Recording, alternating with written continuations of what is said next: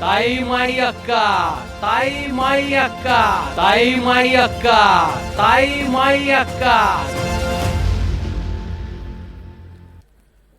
अखेर राज्यात विधानसभा निवडणुकीचं बिगुल वाजलंय. सत्ताधारी आणि विरोधकांचं जागा वाटपही जवळपास निश्चित झाल्याची चर्चा आहे. त्यामुळे लवकरच दोन्ही बाजूच्या उमेदवारांची घोषणा होईल. पण ही झाली राजकीय पक्षांची बाजू. मतदारांच्या मनात नेमकं काय चाललंय हे मात्र कुणालाही ठाऊक नाही आहे. महायुती असो किंवा महाविकास आघाडी, दोन्हीकडून महिला मतदारांची मतं मिळवण्यासाठी प्रयत्नांची पराकाष्ठा केली जाते. सरकारनं लाडकी बहीण योजना आणत लाडक्या बहिणींना साथ घातली आहे, तर विरोधक महालक्ष्मी योजना आणण्याचं आश्वासन देत आहेत.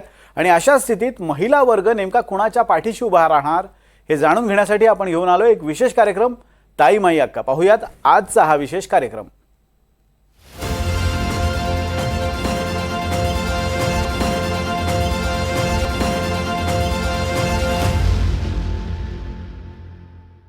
नमस्कार, मी राहुल कुलकर्णी. NDTVच्या या ताई माई अक्का या विशेष कार्यक्रमामध्ये पुन्हा एकदा तुमचं स्वागत आहे. हे स्थळ फार महत्त्वाचं आहे.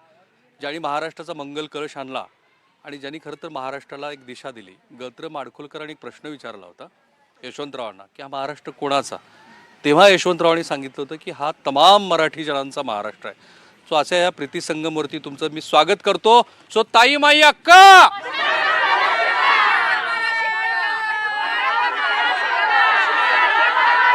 मला बोलायला संधीच मिळणार नाही आणि झाली सुरुवात आपल्या या ताई माई अक्काच्या कार्यक्रमाची. या ज्या 50% महाराष्ट्रातल्या ज्या मतदार आहेत त्या मतदारांना, 50% महिला ज्या मतदार आहेत त्या मतदारांना डोळ्यासमोर ठेवून, त्या मतदारांना ऐका 50% महिला ज्या मतदार आहेत त्यांना डोळ्यासमोर ठेवूनच बहुधा लाडकी बहीण योजना, ST महामंडळातली सवलत, मुलींसाठीची शैक्षणिक सवलत, अशा सगळ्या योजना घेऊन हे सरकार आले आणि त्याचा प्रचार होणारच आहे. आणि काउंटर पण आहे, कारण मुंबईमध्ये आता बैठक सुरू आहे महाविकास आघाडीची आणि तिथे महिलांच्या सुरक्षिततेबद्दल प्रश्न विचारले जातात या सरकारला. आणि म्हणून मला आज हे जाणून घ्यायचं या कराडच्या प्रीती संगममधून. आपल्यासोबत गीतांजली थोरात आहे, ज्या काँग्रेस पक्षाच्या पदाधिकारी आहेत, सीमा गाडगे आहेत, संगीताताई माई आहेत, अनिताताई जाधव आहेत, सुलोचनाताई आहेत. आणि या सगळ्यांना मी विचारणार आहे की योजना आल्या, तुम्हाला नाहीत मतं मिळणार. ह्या योजना आलेल्या आहेत, पण ह्या योजना कुणाच्या आहेत? सरकारच्या आहेत का आत्ता जे सत्तेत आहेत त्यांच्या आहेत? हे अगोदर सांगावं. बोला. योजना सरकारच्या आणि सत्तेत आहेत त्यांच्यापेक्षा ह्या जनतेसाठी आहेत. हे जास्त महत्त्वाचं आहे. 100% ह्या जनतेसाठी आहेत, पण ह्या योजना आता इलेक्शनच्या तोंडावरच का आल्या? इलेक्शनच्या तोंडावरतीच का आल्या? या इलेक्शनच्या तोंडावर का आल्या? आपण भाऊबीजीला आमचे सगळ्यांचे भाऊ आम्हाला सगळं काही देत असतात. आम्ही जाहिरात आमचे भाऊ कोणी करत नाहीत, तितके सुसंस्कृत आमचे भाऊ आहेत. तुम्हाला एकट्याला लढवायची खिंड. आम्हाला जाहिरात करावी लागली कारण आम्ही जे दिलंय ते प्रेझेंट करणं त्यांच्या गरजेचं हातातून आहे. दिलंय, त्यांच्या घरातून दिलंय, त्यांच्या खिशातून दिलंय का? हे आमचेच पैसे आम्हाला हे जो दिलेले आहेत. पैसा आहे तो जनतेचाच आहे. GSTचा पैसा आहे. GSTचा पैसा बाहेर कसा काढायचा तो असा बाहेर काढलेला आहे. बरं, अडचण अशी की अजित पवार गटाचं कुणीच एक नाही. मिनिट, किमान असं झालेलं आहे की आता बाहेर काढला, पण इतके वर्ष तो काढता आला नाही आमच्या सरकारने. वर्ष काढताना तुमचं सरकार होतं ना. मागच्या 10 वर्षात कुणाचं सरकार होतं? मग का काढलं नाही पाहिजे? आजपर्यंत GST दिलीच जात होती, पण ती या सगळ्या योजना काँग्रेसच्याच आहेत. काळातले पण लोकांना माहित का नव्हत्या? आज लोक बोलतायत. काँग्रेसच्या काळातल्या जनतेला माहितीच नाही. अनेक योजना ज्या काँग्रेस सरकारनंच काढलेल्या आहेत, त्यामुळे असा अधिकार नाहीये या लोकांना कोणालाही मी बोलायचा. दोघींना प्रश्न विचारतो, मतं मिळणार आहेत. मी आज अनेक महिलांशी बोलतोय, त्या असं म्हणतात की सरकारने ही जी योजना आणली आम्हाला पैसे मिळाले ना. 100% पैसे मिळाले. जसं आता माझ्या एका सहकार्याने सांगितलं की ह्या काँग्रेसनंच आणलेल्या आहेत. ह्यांनी आता योजना आणली हे जसं म्हणतात. मग मागच्या 10 वर्षापूर्वी 2014 नंतर प्युअर बीजेपीचं सरकार होतं, त्यावेळेला का नाही आली? आता का आणल्या? एक मिनिट, मला हे विचारायचं आहे तुम्हाला की तुम्ही जे म्हणताय की त्यावेळी सरकार होतं तेव्हा का नाही आणली? तेव्हा ज्यावेळी काँग्रेस होतं काँग्रेसने योजना आणल्या, बीजेपीचं जेव्हा होतं त्यावेळी बीजेपीने आणलं. आता ज्यावेळी पुन्हा बीजेपी युतीचं सरकार आलं तेव्हा नवीन योजना आणली. पण ज्यावेळी बसचं तिकीट 50 केलं, तुम्ही मगाशी जो मुद्दा विचारला तुम्ही की निवडणुकीच्या तोंडावरती का योजना आणली, बसचं तिकीट अर्धा केलं, बचत गटाला जेव्हा वाढवून दिला जास्त करून निधी वगैरे, तेव्हा कोणतीही इलेक्शन नव्हते. मी बोलते ऐका, वादा किया तो निभाना पडेगा. 15,000चा वादा केला होता बायकांना, 1,500 तुमचे कितीतरी वादा 15 लाखाच्या वाद्यापेक्षा तुमच्या असे कितीतरी आतापर्यंतचे वादे आहेत ते कुठं कागदोपत्रीच राहिले जनतेसमोर आले नाही. कागदोपत्री राहिलेल्या नाहीत, राबवलेल्या आहेत योजना सगळ्या काँग्रेस सरकारच्याच काळातल्या योजना आहेत त्या. मुद्दा मांडायचा आहे, जर त्या काँग्रेसच्याच आहेत तर तुम्ही स्टेटस ठेवायला कमी पडला का? कसलं स्टेटस? काँग्रेसच्या जाहिरातबाजीसाठी आमचं महाविकास आघाडी नाहीये. जाहिरातबाजीसाठी नाही, आम्ही कामं करतो जनतेसाठी आहे. लोक आहेत जनतेसाठी आपण काय केलंय हे जनतेपर्यंत पोहोचवणं तितकंच गरजेचं असतं. त्यावेळी जनतेला सत्य कोणाला टाळ्या टाळ्या बोला बोला बोला बोला बोला.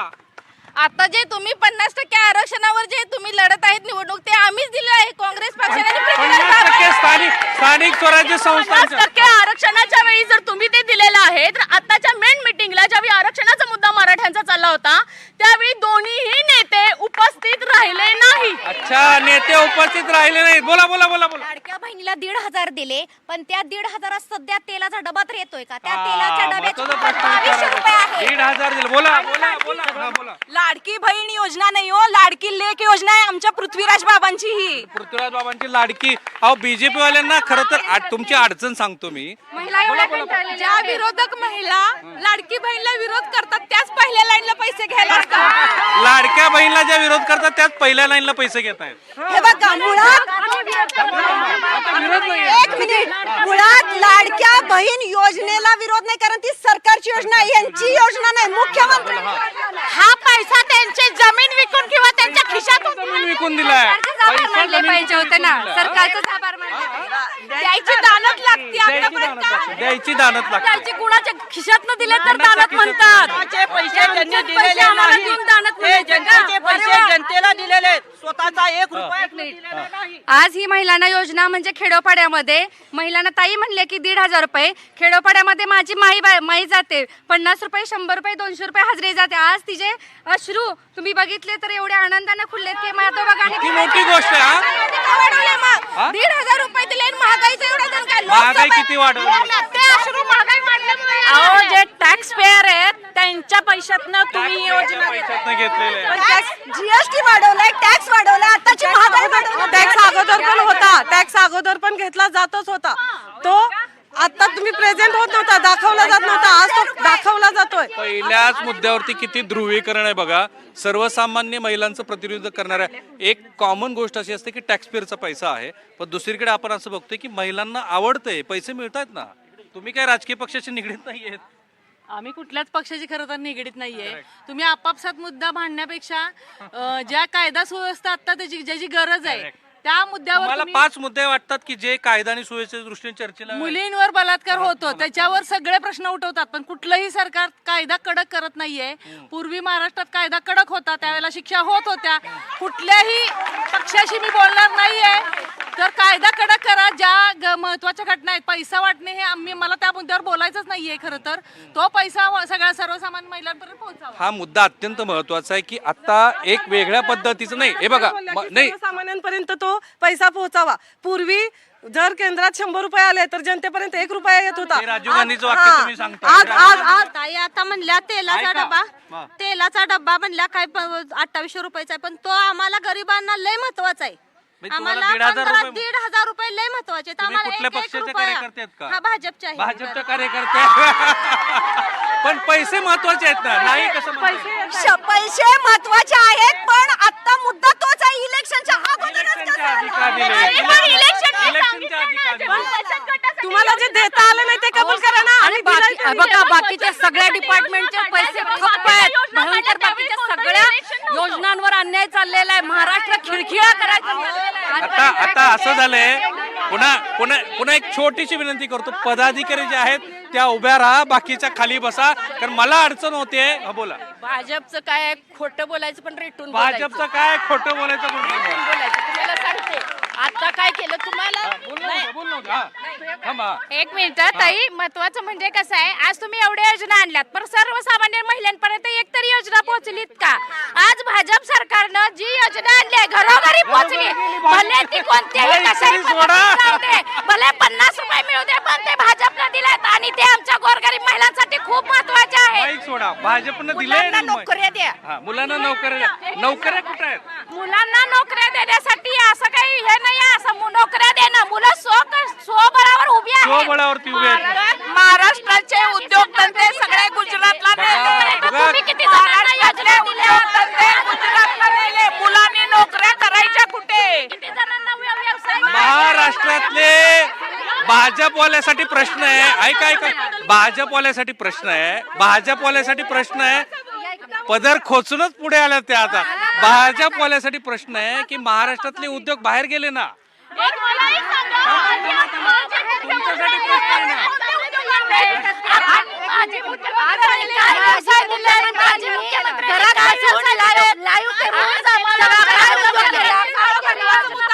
खाली बसा, खाली बसा. महत्वाचा मुद्दा काय बोलायचा? विरोधक म्हणतायत ना की ह्या योजना काँग्रेसच्या काळात आल्या. काँग्रेसच्या काळात ह्यांच्या अकाउंट सुद्धा नव्हते. आता अकाउंट तरी निघाले ना. पण प्रश्न तुम्ही खाली बसा, खाली. तो प्रश्न तुमच्यासाठी आहे. प्रश्न भाजपसाठी आहे की उद्योगधंदे बाहेर गेले. यांनी खूप महत्वाचा मुद्दा मांडला होता. उद्योग बाहेर गेले असं तुमचं म्हणणं होतं. हाच मुद्दा आहे ना. मग ते म्हणतील यादी द्या. यादी कुठे आहे तुमच्याकडे? कुठले उद्योग बाहेर गेले? यादी कशाला पाहिजे? यादी कशाला पाहिजे? कुठे गेल्या? यादी कशाला पाहिजे? हा, दुसरा काहीतरी मुद्दा मांडा. काय माहितीये का, सरकार कुठलंही येऊ दे, सरकार कुठले? ऐका, जीएसटीचा मुद्दा आहे हा. हा सरकार कुठलाही येऊ दे, पण याच्यामध्ये व्यापारी भरडला जातो. व्यापाऱ्यांना सगळ्या प्रकारचा त्रास होतो. जीएसटी आज केवढा झालेला आहे आणि दंगा झाला की व्यापाऱ्यांना त्रास. दुकानं बंद करा, त्यांचं केवढं नुकसान होते. कुठलं सरकार आहे का कुठलं सरकार? तुमचे दोन महत्वाचा मुद्दा जीएसटीचा मुद्दा त्यांनी मांडला. जीएसटीच्या मुद्द्यापेक्षा सर मी कोणत्याही पक्षाची कार्यकर्ते कार्यकर्ता नाहीये. नाहीये, पण हो. महत्वाचा मुद्दा आहे की आपण मिळून काहीतरी महाराष्ट्रासाठी मिळून करूया. एकत्रितपणे काहीतरी करा. या पण एक मुद्द्यांवरती दोन गोष्टी चर्चा काय ज्या होतच करायला नाहीये. पाहिजेत? अशा कुठल्या गोष्टी आहेत की ज्या एक करायला? तर महिलांवर सुरक्षित सुरक्षेचा मुद्दा. नाहीये, हा मुद्दा महत्वाचा आहे. त्यांना पैशापेक्षा जास्त सुरक्षेची गरज आता महाराष्ट्रामध्ये राईट. जास्त बोला बोला बोला. सर, रोजगारासंदर्भात या सरकारनं काय केलं आहे? रोजगारासंदर्भात काय केलंय? तिकडे जोरात त्यांची भांडणं पुन्हा सुरू झाली. आता कशासाठी? हा? तुम्ही पण आमच्या बाबांचा नाद नाही. नाही बोलायचं. तुम्हाला चालत सुंदर होलं ऐका महिला या ऐका काय हे आधीच घेऊन आले ते. लाडकी बहीण योजनेचं हे बघा. ही बघा, ही लाडकी बहीण योजना तुमची. ही बघा, ही आहे तुमची योजना. थांबा तुम्ही मागे व्हा. थांबा. या भागामध्ये जो मुद्दा खाली बसा. अहो खाली तुम्ही तुमच्या जागेवर तुमच्या जागेवरती जात आहोत. तुमच्या हो नंतर येतो मी तुमचं. या ऐका या भागामध्ये महाराष्ट्रातल्या या भागामध्ये ठीक बोला मला बोल. या भागामध्ये ज्या वेगवेगळ्या महाराष्ट्रातल्या घटना घडल्या त्या घटनेबद्दल सत्ताधाऱ्यांचं आणि विरोधकांचं काय मत आहे? मी विरोधकांनाही लोक प्रश्न विचारतायत की तुमच्या सुद्धा काळामध्ये या घटना घडत होत्या आणि कायदा काय सबळ नव्हता.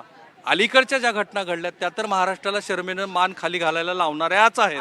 हा बोला. मला तुम्ही सांगा, आता जे आता एवढे त्या घटनेबद्दल बोला आपण, ज्या वेगवेगळ्या घटना घडल्या. बरोबर आहे. आता मला सांगा, सुरक्षित कोण आहे का? साधे एमएलए पण सुरक्षित नाहीये. MLA म्हणजे बाबा सिद्दीकीच्या खुनामध्ये. बाबा सिद्दीकीचं काल झालेलं आहे. आज मी म्हणत नाही कोणत्या पक्षातले होते, गृहमंत्री पण तुमच्या तुमचे पक्षाचे MLA आहे. पण घटना घडल्या तर त्याच्यावरती तात्काळ कायद्याचा अंमलबजावणी केली जाते, हे पण महत्वाचं आहे ना. या अगोदर 15 दिवसापूर्वी त्यांच्या जीवाला धोका आहे असं आलेलं होतं न्यूज, तरी सुद्धा हे का घडलं ह्याची जबाबदारी कोण घेणार? फेल्युअर आहे 100% गृहमंत्र्यांचं. गृहमंत्री गप का? या विषयावर प्रश्न तुम्हाला विचारले जातील. नाही, प्रश्न विचारा, कारण गृहमंत्री जबाबदार आहेत असं कधीही म्हटलं जाणार नाही. एखादी घटना घडते त्याला प्रत्येक वेळी राजकीय नेत्यांना जबाबदार धरणं ही खरं तर योग्य चुकीची. नाही असं म्हणतात. ऐका, असं होऊ शकत नाही. बघा, ते अक्षय शिंदे तुम्ही काही खाली बसा ना please. आता शांतपणे राजीनामा द्या. उद्या तुम्ही कांदा बटाट्याचं राजकारण करून किती दिवस दोष देत राहणार आहे राजकारण्यांना? शेतकऱ्यांच्या जीवन मरणाचा प्रश्न आहे. कांदा बटाटा सगळ्यात महत्वाची, तुम्ही जो आज लाभ घेताय ना लाडक्या बहिणींनो, त्याची मुदतीची अट का ठेवलेली ती आमच्या पृथ्वीराज बाबांनीच काढलेली आहे. पृथ्वीराज बाबांनीच काढलेली आहे. बोला बोला. कराडमध्ये कराडमध्ये पाण्याचा प्रश्न आहे. हा 7 दिवस कंटिन्यू पाणी मिळालं नव्हतं. त्यावेळेस ह्यांचे बाबा कुठं होते? आमचे बाबा पोहोचले होते सगळ्यांना. आमचे बाबा रस्त्यावर उतरून पाण्याचा मार्ग मार्गी लावला, पण ह्यांचे बाबा कुठे गेले होते त्यावेळेस? मला याच्यामध्ये जो त्यांनी विचारलेला जीएसटीचा प्रश्न होता तो मला महत्वाचा वाटला आणि तो सगळ्या तुम्ही खाली जर बसलात तर मला विचारता येईल. सगळ्यांसाठी त्यांनी कॉमन प्रश्न हो देतो.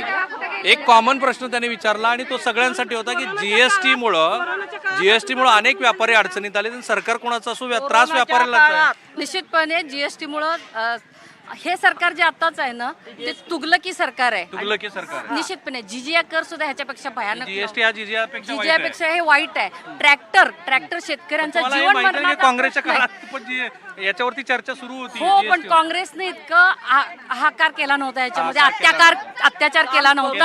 आणि ऐका, काम करून दाखवलं, असं फोटोबाजी बॅनरबाजी कधी केलेली नाही. काम करून दाखवलं. हा बोला. हा जे विरोधक आहे ना अतुल बाबांनी काय केलं हे विचारतायत, तर हे सगळे ना कृष्ण हॉस्पिटलमध्ये कोरोनाच्या काळात बरे होऊन आलेले आहेत. सगळ्याच उठून उभा राहिल्या. हा बोला बोला. कृष्ण हॉस्पिटल ज्यावेळेस तुम्ही म्हणतायत 108 ॲम्ब्युलन्स ही कोणामुळे आली, तर पृथ्वीराज बाबामुळे 108 ॲम्ब्युलन्स आल्या. आजपर्यंत आम्ही तर कधी बघितलेले नाहीत, ऐकले नाहीत, पण सगळ्यांना माहित आहे की अतुल बाबांनी कार्य काय केलं. आज जर का पेशंटचा ऑक्सिजन लो झाला तरी अतुल बाबांनी कधीच विचारलं नाही की तो कुठल्या पक्षातला आहे. स्थानिक मुद्दे सगळे एकत्रित पदाधिकारी कार्यकर्ते पदाधिकारी आज सगळे मी सांगते, आज सगळे विरोधक असून सुद्धा शिक्षण संस्थेमध्ये जातात, शिक्षण घेतात, ऍडमिशन घेतात, सगळं करतात, बरे होतात, सगळंच करतात. काय करतात? तुम्हाला बोलायचं. एक मिनिट, मला काय सांगायचंय, आता त्यांनी काय सांगितलं की अतुल बाबांच्या कृष्णा ट्रस्ट मध्ये कोरोना काळात सगळे बरे झाले. बरोबर आहे. मुळात कृष्णा चॅरिटेबल ट्रस्ट ही धर्मादायी संस्था आहे. तिथं जे आरोग्याच्या ज्या सेवा होतात त्या होऊन जातात, त्याच्यासाठी सरकारचा नंतर पैसा येतो. मग त्याचा आणि दुसरी गोष्ट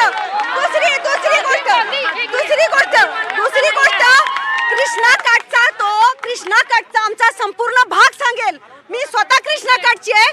आमच्या सभासदांच्या पैशावर उभा राहिलेला खाजगीकरण ट्रस्ट आहे. तुम्हाला संधी देणार आहे. तुम्हाला संधी आहे. बोला. एक मिनिट, जरी खासगी म्हणतायत ना, पण त्यांनी जे विकास केलेला आहे तिथं शिक्षण संस्था, तुमची साधी शिक्षण संस्था कधी आहे का?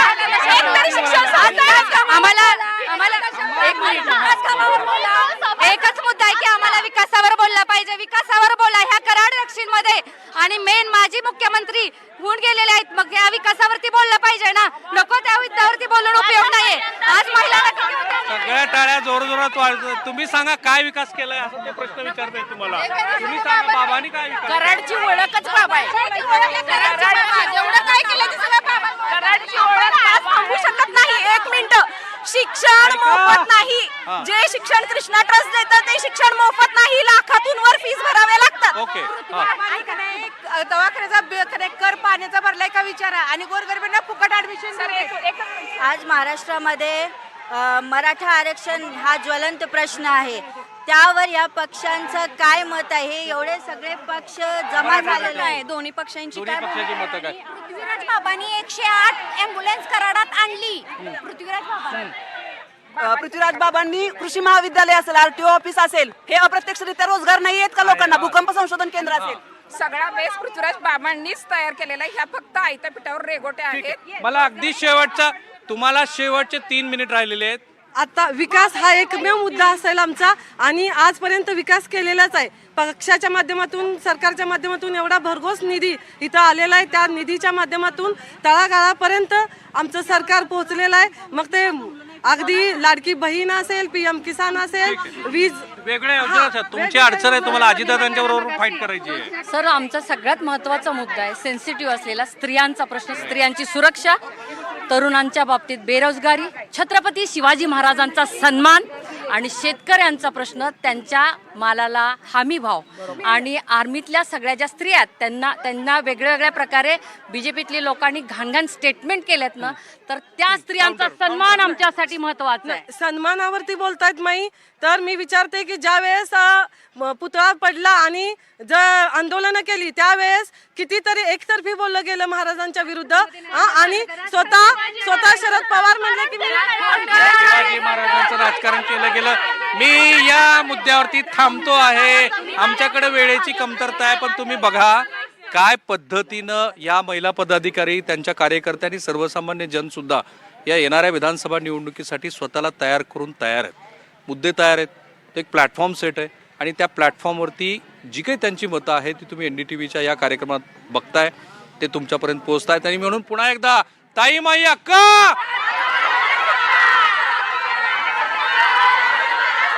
कॅमेरामॅन निकेतन मानेसह मी राहुल कुलकर्णी, NDTV मराठी, कराड.